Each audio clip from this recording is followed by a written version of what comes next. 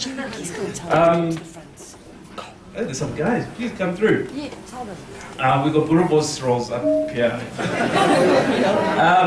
My name is Miles Kubeka. I met Daryl a couple of months back, and I need to share this, right? So he calls me up, he says, listen, but we meet up for coffee. He says, I run one of the coolest businesses.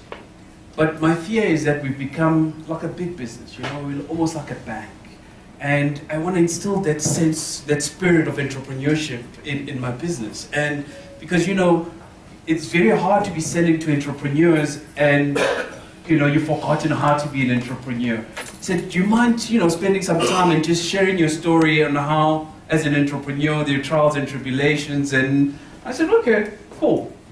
And then he starts selling to me. He says, what are you using for your platform? I was like, well, there's this like, cloud stuff called Wave, it's free, it's cool. He says, no, dude, you gotta check this out. I kid you not. I'm proud to say I'm a Sage 1 customer. So truthfully, Sheldon's number. Hey. So I'm the one who's responsible for that turnover. So feel free to share. Okay, so I'm briefly just going to tell you a story about myself, and we're going to have some Q&As. I think that's actually where the true value is, where you can ask whatever you want to know, and I'll share some of my insights. Cool? Mm-hmm. Cool. So we'll kick off.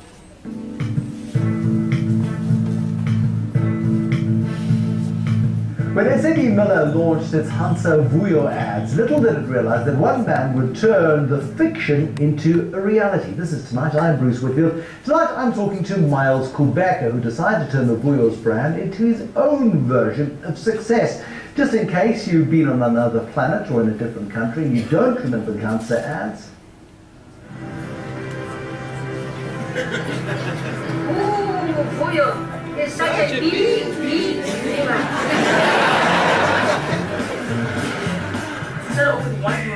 And now Afrikaanski businessman has become an overnight sensation. He's on TV all the time. How a beautiful purpose, no? Made famous by Vuyo!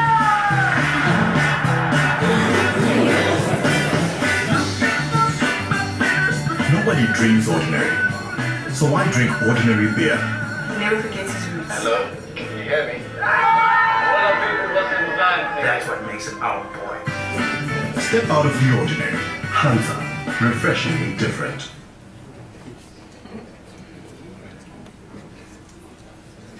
So, ironically, I actually worked for a multinational as well. I worked for Microsoft for about 7 years, IT space, so I get it. So, sitting there looking at the numbers, it was like, oh, it's coming back. The nice thing now, all I do when we look at numbers is how many Boerewors we are selling a second. It's a different way of looking at things. It's a nicer problem to have, I must be honest.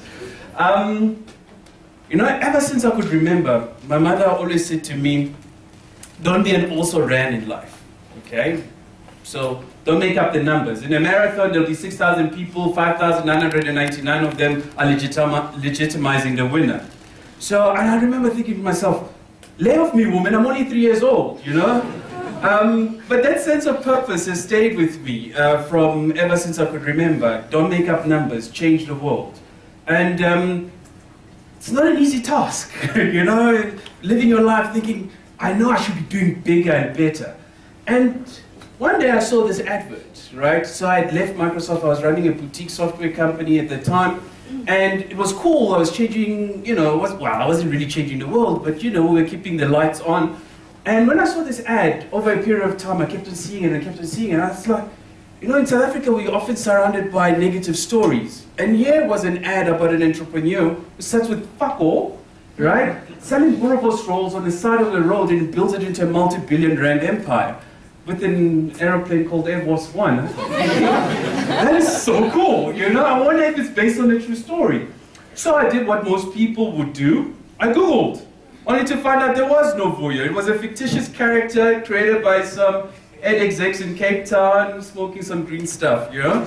So I thought, well, if no one else is doing anything about it, here's some serious brand equity. And it's actually one of the first lessons I had learned at Microsoft, that a powerful brand can pull a lousy product for a while, but the product must catch up.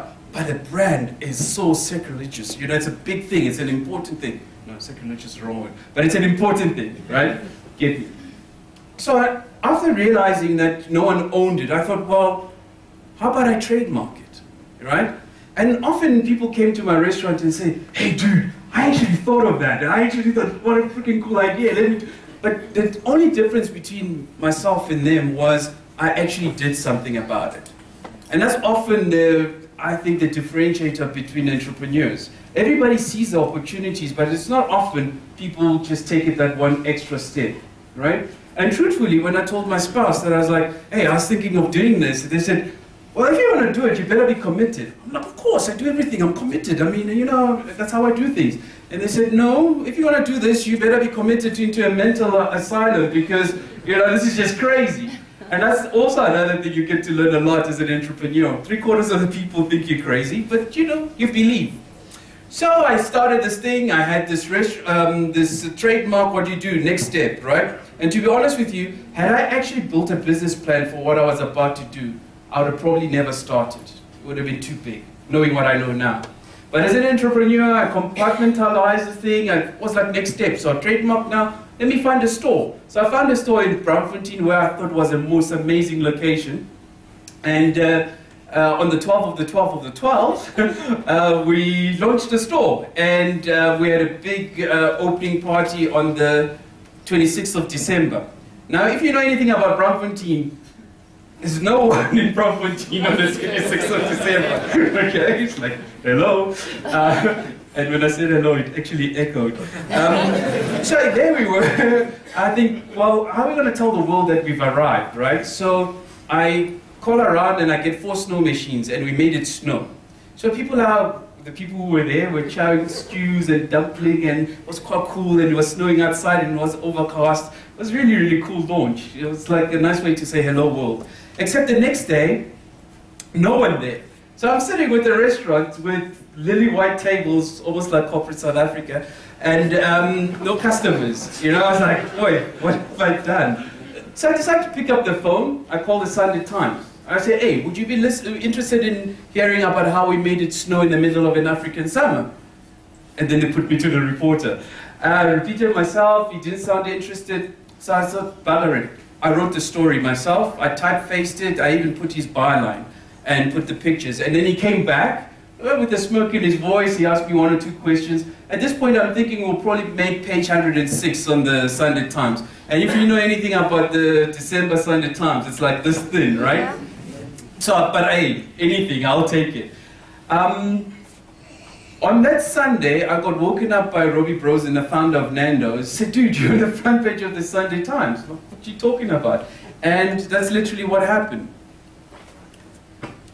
We woke up and we were everywhere. And it was the most exciting thing. We've been operating for 4 days and we were on the front page. That's us over there. Oh. What? You mean you had to look? Tough crowd, okay? Yeah. But again, lesson there is that I had a situation, no customers. I thought about the problem, I didn't romanticize the problem, I looked at the solution, and before I knew it, that actually heralded another adventure, okay? Before we know it, we are now on radio stations. We are the only company in the entire planet, I'm proud to say, that started from an advert on TV. Quite cool, eh?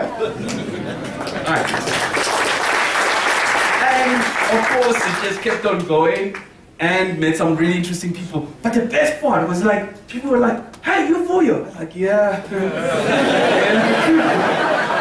It's sad even when your mother calls you Vuyo, you know? But it does have perks. So one time I'm like walking around, we're doing an event, and these 2 blonde girls run up to me and say, oh, Vuyo, get sun our boobs. I was like, yeah, rockstar! This is cool. But you know what the sad part is? I still didn't have that sense that I was changing the world. You know, it was cool, but like you weren't really doing anything really amazing. So one of the biggest problems I have, mentioning this run in the background, is that we had this brand, and it was very hard to sell boerewors in a restaurant, right? Because it's, you know, it's an eat and go type of thing. But that led on to, what is South African food?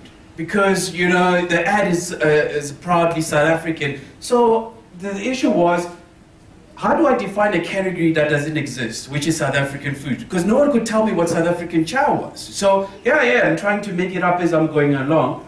And you know, the interesting thing, that the only South African restaurant that's made it globally, we all know who they are, Nando's, right?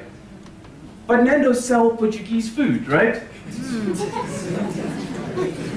How is it that 21 years into our democracy, there's nothing locally that sells our chow? You know, and what is that? That's the thing. Well, I discovered that everybody kind of chows pap, everyone chows boerewors, steak, you know, the stuff we chow at the braai. I was at a Jewish wedding, one of my colleagues, and I was shocked to find they were chowing pap, boerewors. Yes, maybe it was kind of, you know, snipped on both ends and called kosher, but it was boerewors, okay? Yeah, what to say? It was boerewors, right? And I'm making you hungry because this is on purpose, because we got this really cool food truck. I was going to bring it, right? And it was the deal. I come, I bring the truck. But regrettably, I shan't go into more details except to say logistics internally and otherwise wouldn't allow. So our customer. So don't blame me, in other words. I tried, guys. I looked out for you. So this is our customer. You see these oaks? They're sitting at Tasha's, you know these oaks, right? And they take the table, they're there for it now. Oh, there's some of them there. Right? The sales guys. And then, same guy. He gets tired of eating Tasha's Monday to Friday. I mean, this guy's born in South Africa, he's got a taste palate that, you know, he wants his pup and meat kind of thing. Guess what he does? So every Friday or Saturday or something, he goes home, that's his mother's house, right? To get his mother's chow, right? Because the missus can't really cook, but yeah, that's why he does it. Yeah, you know it's true. Okay, so now you know what we do and who our customer was. Coming back to the ethos and why we do what we do. As Gerald said, as you guys are empowering entrepreneurs, we have the same philosophy. I believe you can. I think doing good is good business. You know, we're still trying to figure it out, but like, while we're figuring it out, why don't we figure it with other people along the way, right? Empower other entrepreneurs. So what we discovered, and it was by sheer coincidence, that 50% of the youth in this country is unemployed. 60% women are employed. But initially I was like, this is just like a sad stat, right? But this is an amazing opportunity. 50%